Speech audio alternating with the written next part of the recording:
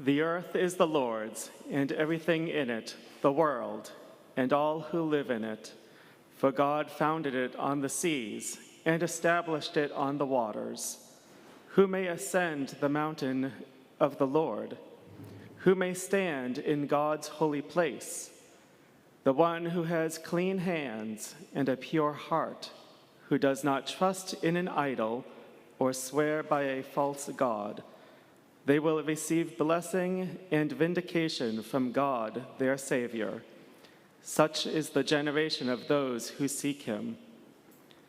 And now please stand and sing our opening hymn, number 59.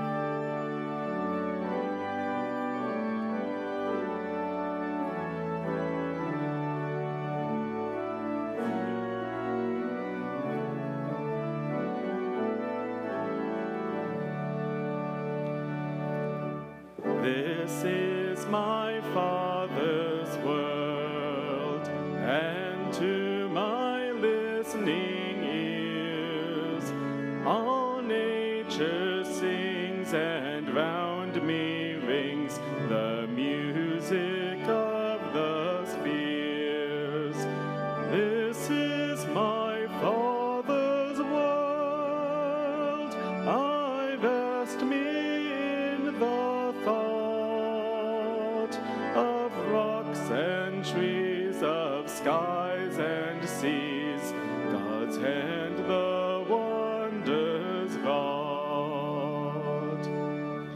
This is my Father's world, the birds their carols raise, the morning light, the flowers bright, declare their Maker's praise.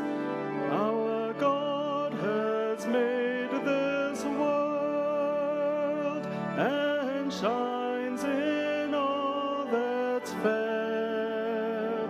In the rustling grass I hear God pass, who speaks to me everywhere.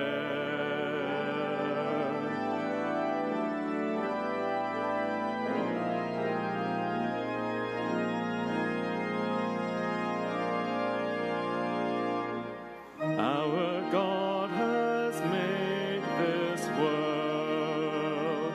Oh, let us ne'er forget that though the wrong seems on so strong, God is the ruler yet. God trusts us with this world to keep it clean and fair. All earth and trees, the skies and seas, God's creatures everywhere.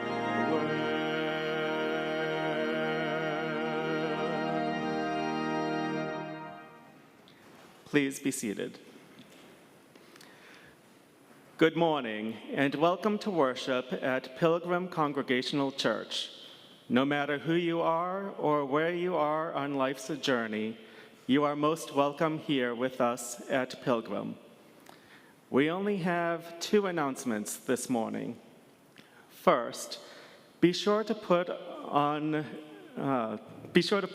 the annual church picnic on your calendar, August 14th, at Vickers Camp here in Leominster. Assisted parking will begin at 9:30, and parking for the rest of us at 9:45. And now, Robin Gallagher has an announcement. Oh. Okay, never mind. Are there any other announcements from the floor? Yeah, what Robin was going to tell you was in one of our slides. On September 17th, we are going to join the citywide yard sale and do a second yard sale of our own, similar to what we did, I think, back in May, but we're going to be joining the whole town in that. So get your stuff ready for that. Put that on your calendar as well, September 17th. Okay, let's stand and briefly greet those around you with the peace of God.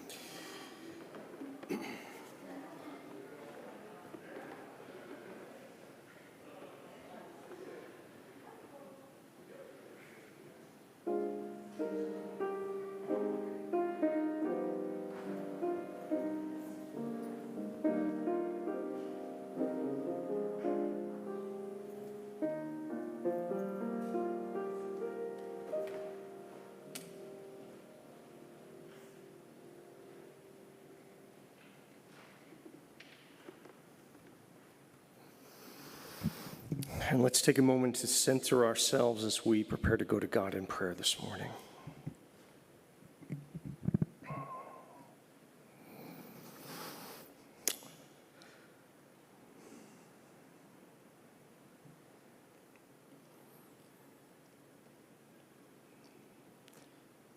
God told the angel Gabriel to name Jesus, the coming messenger, on his behalf, Emmanuel, because it meant God is with us.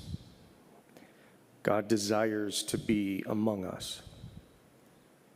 And we come to God with that anticipation that he has already arrived and is here with us this morning.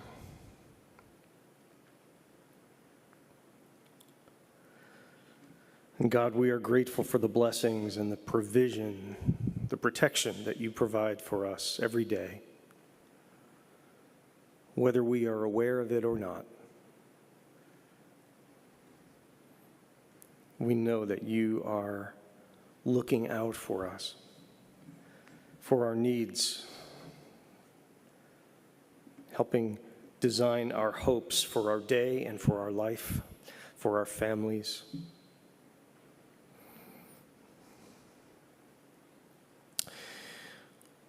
We come this morning to join with the petitions that are happening all across the world for different people, for those suffering loss, grieving the loss of loved ones because of violence, including the violence of war, and those living with the consequences of that aggression.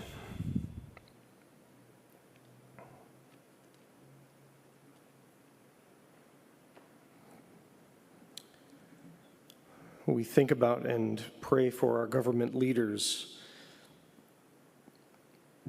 despite political affiliation, that while they are in their positions, that you would grant them wisdom,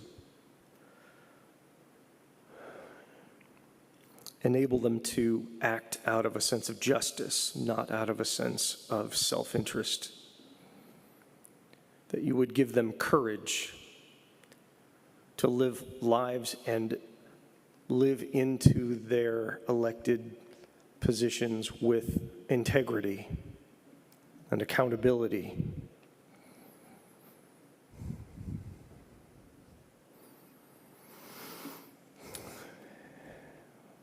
And we think of those in our own community with needs that many of us can't relate to personally, but are perhaps sometimes in a position to answer the very requests that we make on their behalf. In those moments when we are called to offer assistance, because we are able to. Show us how to do that effectively and selflessly. We lift up those who battle addiction in their lives or struggle with mental illness, who cope with depression, and those who are grieving the loss of loved ones, as well as those suffering physical illness and disease, especially those who suffer chronically, where there is little or no relief for what they are going through. Bring peace into their lives, God.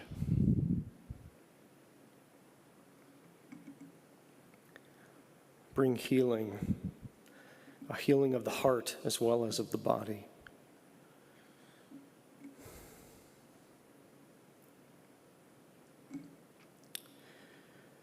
And those here in our own church, in our faith community, who are facing new challenges. We lift up Grant Thorne and his recent diagnosis with cancer, and all the decisions before him and Karen right now that they have to face and juggle and weigh.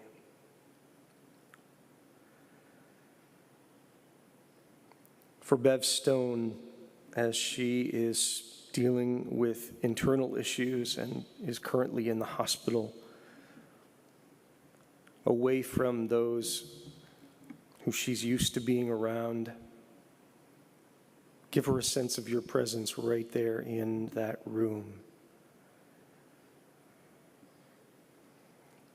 And for Gordon Blizzard as he is recovering from COVID and the other complications that has brought on.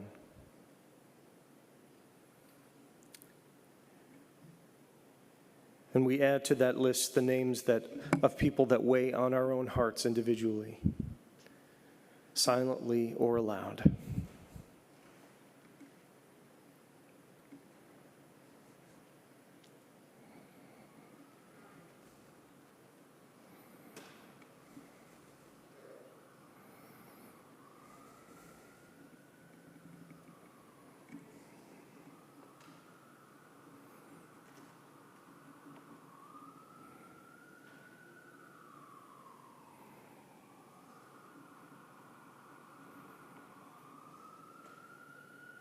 God, you call us to pray in your name,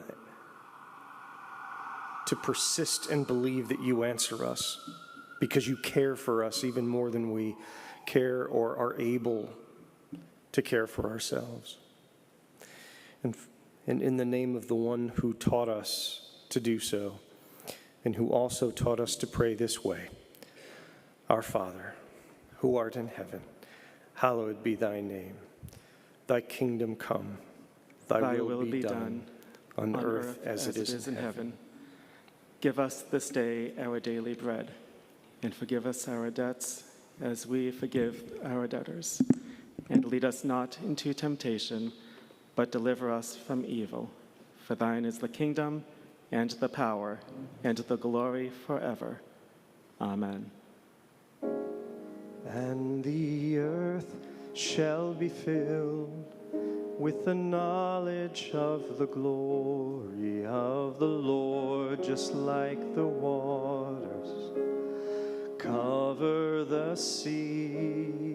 And the earth shall be filled with the knowledge of the glory of the Lord, just like the waters cover the sea. And the earth shall be filled with the knowledge of the glory of the Lord, just like the waters cover the sea.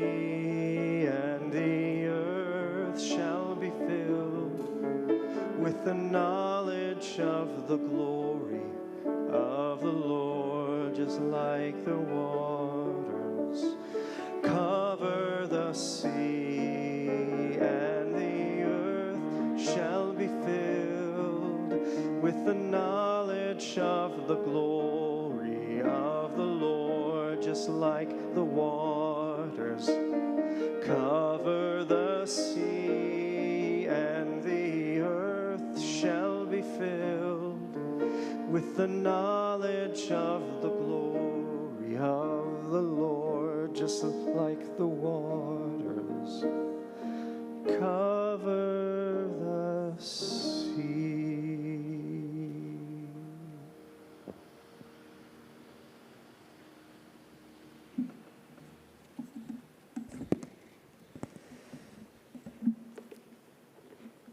Our first reading comes from the letter to the Romans, chapter 8. Therefore, brothers and sisters, we have an obligation, but not to the flesh. For if you live according to the flesh, you will die. But if by the Spirit you put to death the sins of the body, you will live. For those who are led by the Spirit of God are the children of God. The Spirit you received does not make you slaves, so that you live in fear again. Rather, the Spirit you received brought about your adoption to sonship. And by him we cry, Abba, Father. The Spirit itself testifies with our spirit that we are God's children. Now, if we are children, then we are heirs, heirs of God and co-heirs with Christ. If indeed we share in our sufferings, that we may also share in his glory. I consider that our present sufferings are not worth comparing with the glory that will be revealed in us. For the creation waits in eager expectation for the sons and daughters of God to be revealed. For the creation was subjected to frustration, not by its own choice, but by the will of the one who subjected it, in hope that the creation itself will be liberated from its bondage to decay and brought into the freedom and glory of the children of God. We know that the whole creation has been groaning as in pains of childbirth right up to the present time. Our second reading is from the first chapter of the book of Genesis. Then God said, "Let us make mankind in our image, in our likeness, so that they may rule over the fish in the sea and the birds in the sky, over the livestock and all the wild animals, and over all the creatures that move along the ground." So God created mankind in his own image. In the image of God, he created them. Male and female, he created them. God blessed them and said to them, "Be fruitful and increase in number. Fill the earth and subdue it. Rule over the fish in the sea and the birds in the sky, and over every living creature that moves on the ground." Our final scripture reading comes from the book of Lamentations. Who can speak and have it happen if the Lord has not decreed it? Is it not from the mouth of the Most High that both good things and calamities come? Why should we complain when punished for our sin? And we close our readings with the word of author Dan Brown. The darkest places in hell are reserved for those who maintain their neutrality in times of moral crisis. There comes a moment in history when ignorance is no longer a forgivable offense, a moment when only wisdom has the power to absolve.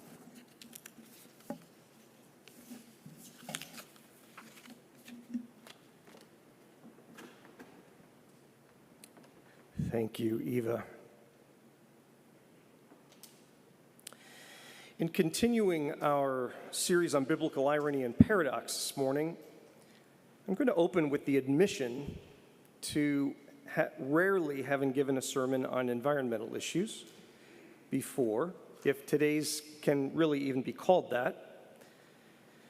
Though with our current heat wave and the absence of many people that we're used to seeing, and it's most likely being caused by climate change, at least in my opinion, it just might be relevant today. Perhaps, however, what we're going to talk about today is an appeal to a higher expression of our Christian ethic, as we understand it from Scripture. The earth is the Lord's, King David said, and all that is in it. And we have been given stewardship over that. We just heard one of the opening passages of the book of Genesis in chapter 1. God created mankind in his image, in his likeness, male and female, and he told them, "Be fruitful and increase in number. Fill the earth and have dominion over it. Rule over every creature." At least that's what the translators said. The earlier English translators of the Bible interpreted this concept to rule over, to have dominion, to subdue it, like a slave. Meaning humankind had the right to take over the earth, to rule over it as we saw fit, because it was God's gift to us to both enjoy and to control. In other words, this postulate suggested that should nature, in its ignorance of our God-vested authority to do just that, didn't cooperate with that dominion, well, look out, nature. Here we come. And we can see where that's gotten us. Please indulge my candor here, but this is an extremely poor and irresponsible translation of the original language. Not because I don't like what it says, so I want to somehow maneuver it or manipulate it. No, the original language, that is not at all what is conveyed by that message. But it seems after all these tens of thousands of years that we are not that far from that interpretation or that original philosophy. Still, except now nature is sadly, horribly, and predictably having the last laugh, or the last cry, I think is probably more applicable. And with those tables turned, it is us that now have to look out. You see, this horrid misrepresentation of those scriptures and the biased translation of those words in Genesis helped raise a race of humanity that had very little appreciation for the caretaking of the earth, if any at all. What that term means, that was translated dominion, is actually the word for stewardship. God wasn't saying you have been given dominion over it. He was saying you have been given responsibility, stewardship over the earth. That is the proper translation of that word that has been so carelessly replaced with the word rule or have dominion. And we were charged by God to till the earth, not rule it, to take care of it, not control it, to interact with her as a companion and as a comrade. This we have not done, and we continue not to do. St. Paul was right when he said the love of money is the root, the beginning seed of all evil. It is greed which motivates and seemingly entitles both individuals and corporations to abuse our planet. This is why it is so utterly difficult to change that course, regardless of the warnings of those that are much smarter than us, that we're heading into a minefield. And we continue to go traipsing through there because we're convinced as a society that if there is money to be made, to be gained by it, that there has to be something right about it. Something even blessed by God about it.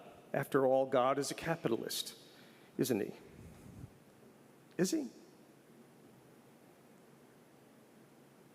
And that greed is at the core of our humanity, like it or not. When someone was asking me many years ago about my theology of God dealing out punishment for sin, I thought for a moment, and then I replied with this. If, as a parent, you see your child reaching out for a red-hot iron poker in the fireplace, or about to touch a searing hot burner on a stovetop, you're not thinking about how you're going to punish that child if they actually touch it because they didn't do what you told them. What you're thinking is, how can I possibly stop my child from burning their hand? You're trying desperately to keep them from being burned. It's not going to be your hand that is punishing them. It will be their own action.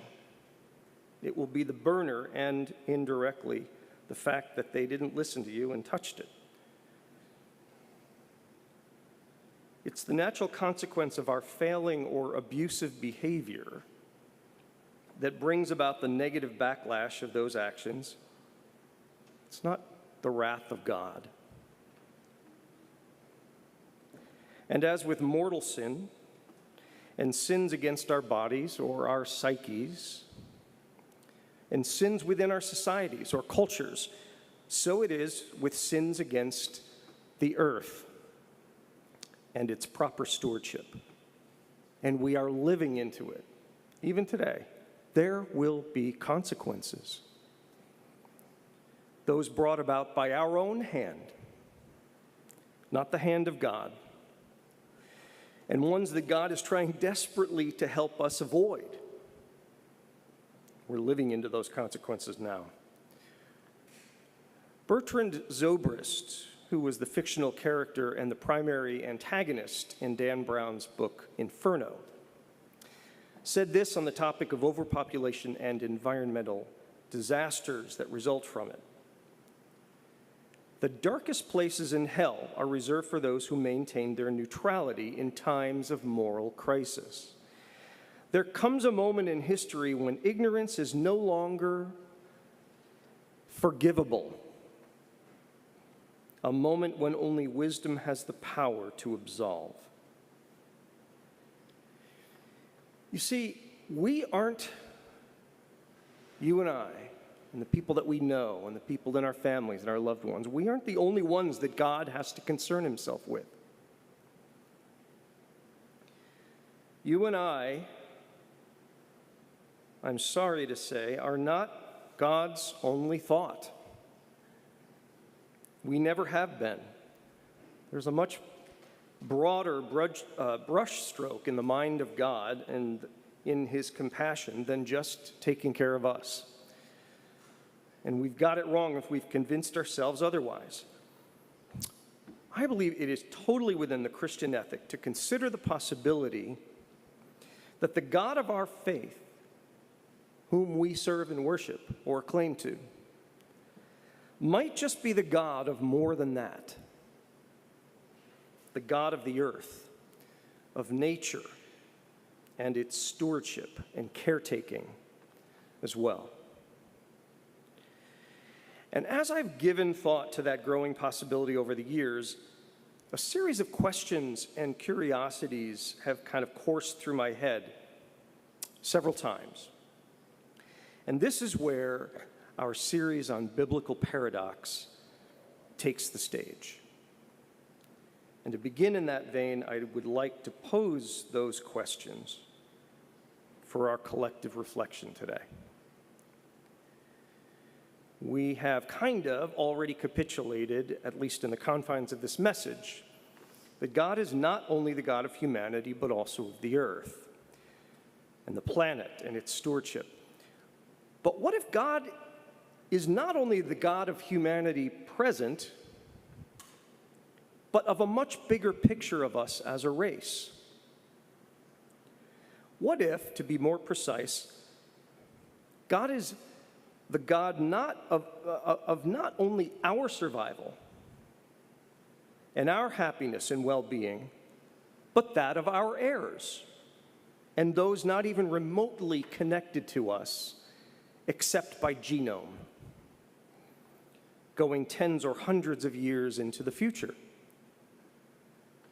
How would that truth, which I'm sure if I polled you, we would basically agree with that. That's easy to agree with. But how would that require God to change how he deals with us? What if, by the very design that I just described, God had to become the God of something else? Something that ensured the survival and the thriving of those as well. This is where the words of Jeremiah that we heard earlier kick in, and with horrifying force, when he said, "Is it not from the mouth of the Most High that both good and ill come forth?" God is the author of both, Jeremiah is saying. And that is a paradox. What if, as resolute to that idea and that design, God is, or perhaps had to become, the God of disease, the God of the virus, of E. coli, or perhaps more imminently, COVID. They are living things. And the psalm tells us that we heard read, the earth is the Lord's and every living thing in it. That means God is the God of those things as well. Might there be a purpose behind them? It's a horrifying thought. Nevertheless, it's right there.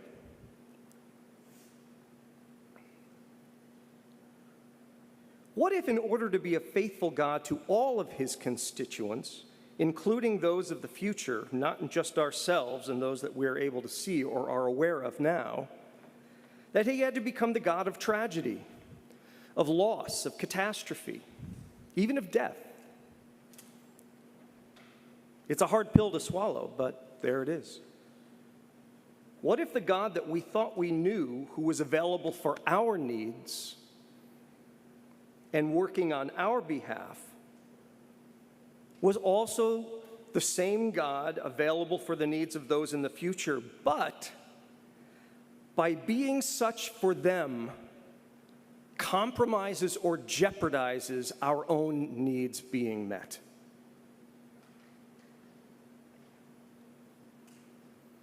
In the very same passage that I just read a moment ago, the prophet Jeremiah said in what is admittedly a pretty depressing book, in the book of Lamentations, he says this, "Who can speak and make it happen unless the Lord has already decreed it?" Certainly this is ironic, and it is strikingly consequential. Or is it really just an either-or predicament? Could it be even more complex than that?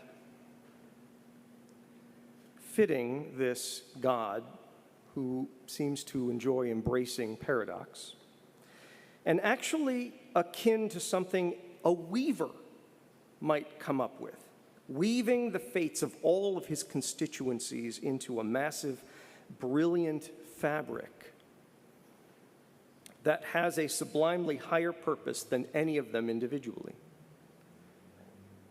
And what if, by the admission of something like that being possible, that it required us to not merely think outside of the box regarding God and our limited theology, but to dismiss previously held notions about God to accommodate this bigger, more expansive one and his agenda?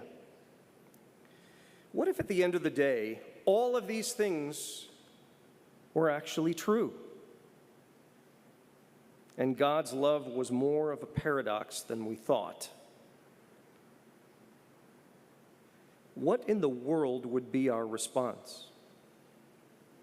How would we change how we live? Several years ago, Pat Robertson, of all people, the founder of the Fundamentalist Christian Broadcasting Network, admitted on his own television show that creationism, something that purported or continues to purport a young earth, was crazy and not a viable theory in his mind anymore.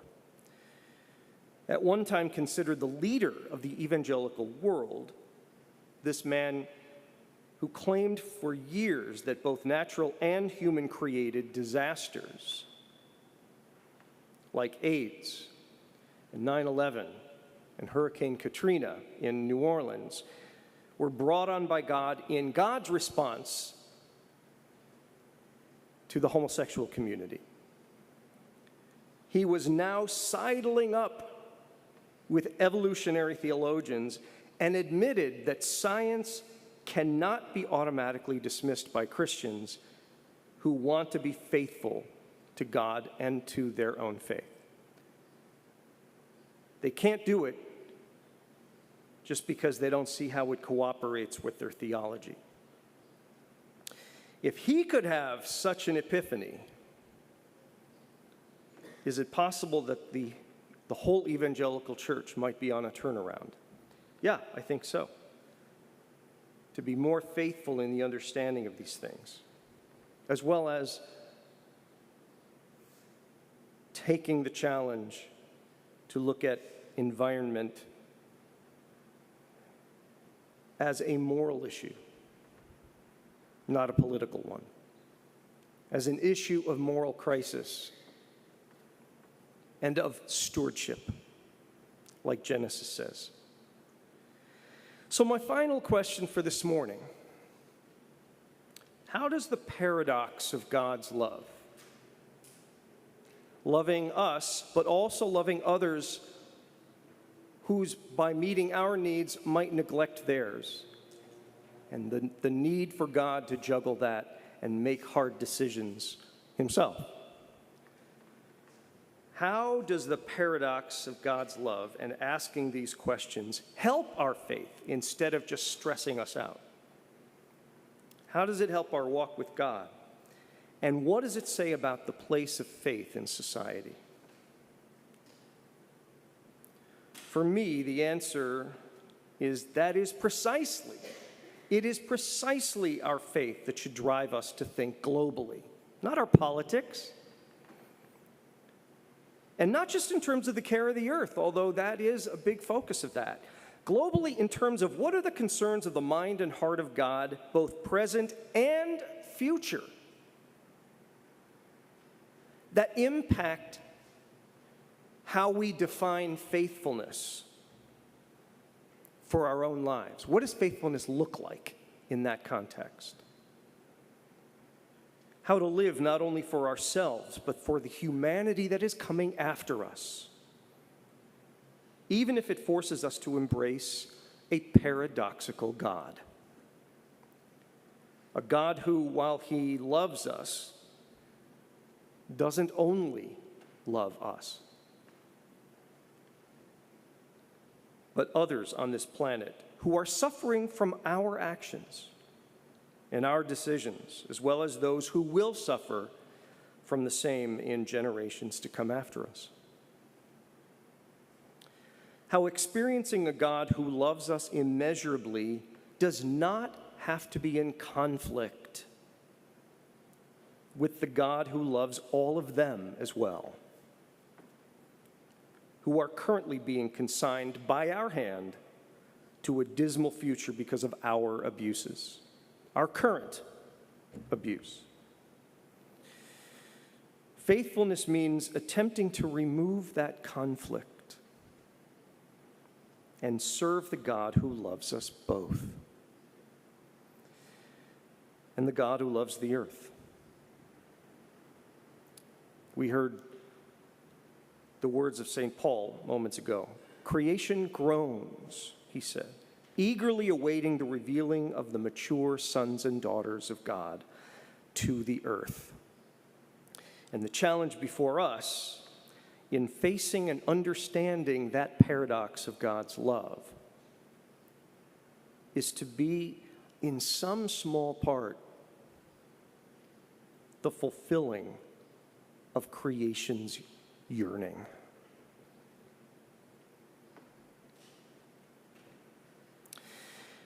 Out of the mouths of little children, both the psalmist and later Jesus said, will pour forth wisdom from children. And they both said, and a child will lead them. Thus, the words we're about to hear from a young girl named Severin Suzuki. 30 years ago, she was among both activists and environmentalists, was referred to the girl who silenced the world for 5 minutes. Speaking at the United Nations Earth Summit in 1992, on behalf of the Environmental Children's Organization, Severin eclipsed most of the speakers that day in a rather innocent and thoughtful appeal. Come on up, Eva. The following are excerpts of that appeal, which will close our message for this morning. We are a group of children from Canada trying to make a difference. We've come 6,000 miles to ask you to change your ways. We are fighting for our future, and we are here to speak for all generations to come. I speak on behalf of the starving children around the world whose cries go unheard. I speak for the countless animals dying across this planet because they have nowhere left to go. I am afraid to go out in the sun now because of the holes in the ozone. I'm afraid to breathe the air because I don't know what chemicals are in it. Animals and plants are going extinct every day, vanishing forever. In my life, I have dreamt of seeing the great herds of wild animals, jungles and rainforests, full of birds and butterflies. But now I wonder if they will even exist for my children to see. All this is happening before our eyes, and yet we act as if we have all the time we want and all the solutions, but we don't. You don't know how to fix the holes in our ozone layer. You don't know how to bring salmon back up a dead stream. You don't know how to bring back an animal now extinct. You can't bring back forests that once grew where there's now desert. If you don't know how to fix it, please stop breaking it. Here you may be delegates of your governments, business people, organizers, reporters, or politicians, but you are also mothers and fathers, brothers and sisters, aunts and uncles, and all of you are somebody's child. I'm only a child, yet I know we are all part of a family, 7 billion strong and 30 million species, all sharing the same air, water, and soil. And we are all in this together and should act as one single world towards one single goal. In my country, we live in privileged life with plenty of food, water, and shelter. And we make so much waste. And when we have more than enough, we are afraid to lose some of our wealth, afraid to share with the needy. I'm only a child, yet I know if all the money spent on war was spent on ending poverty, and finding environmental answers, what a wonderful place this earth would be. At school, you teach us to behave, not to fight with others, to work things out, to respect others, to clean up our mess, not to hurt other creatures, and to share and not be greedy. So why then do you go out and do the things you tell us not to do? You are deciding what kind of world we will grow up in. You try to comfort us by saying everything's going to be all right. We're doing the best we can. But I don't think you can say that to us anymore. My father always says, you're what you do, not what you say. You say you love us, so I challenge you. Please make your actions reflect your words. Thank you for listening.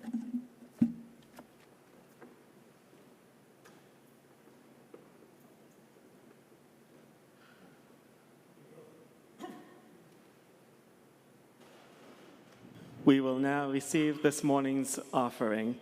Please remain seated for the first 3 verses of our closing hymn, and we will stand together for the final verse as the offering is presented.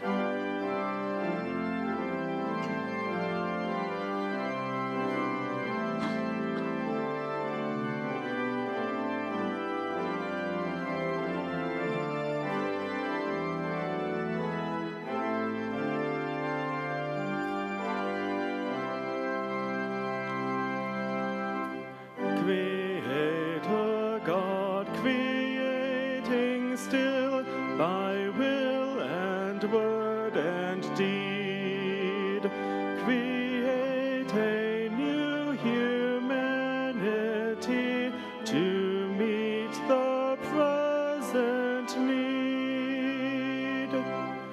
Redeemer God, redeeming still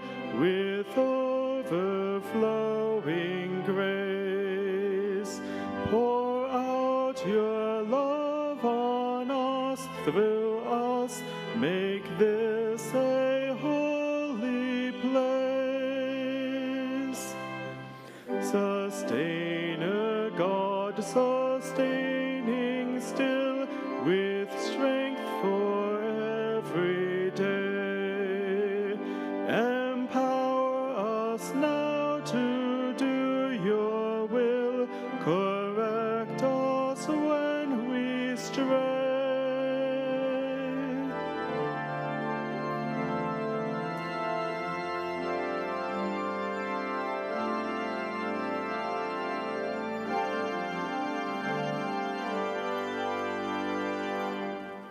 Great Trinity, for this new day, we need your presence still.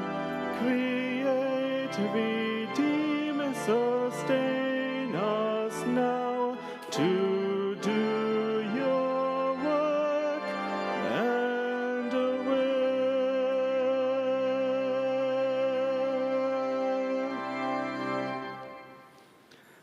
God be with you this week. Go in peace.